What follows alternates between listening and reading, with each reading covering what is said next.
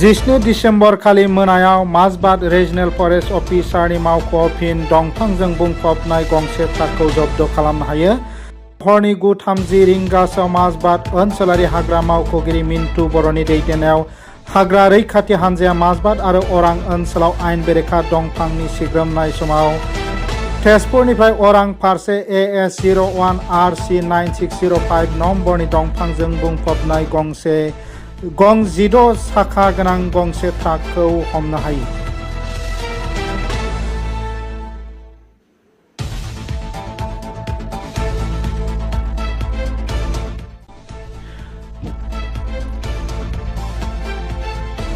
सालान गैयै दंफांजों बुंफबनाय ट्राकआ नलबारिनि गबिन्द सरकारनिसिम लानानै थांगासिनो दंमोन। उनाव ट्राकखौ सिग्रोमनायनि गेजेरजों मिथिनो मोनोदि बे ट्राकआ आयेन बेरेखायै 2000 सेफ्टिनिबो बांसिन दंफां लानानै थांगासिनो दंमोन।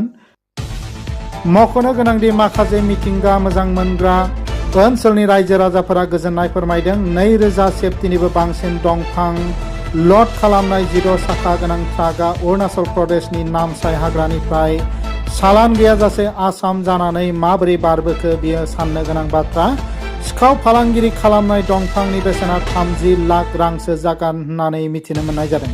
मख'नो गोनांदि माखासे सान सिगां माजबाद ओनसोलारि हाग्रा बिफाना दंफांजों बुंफबनाय गंनै ट्राकफोरखौ जब्द खालामखांबाय।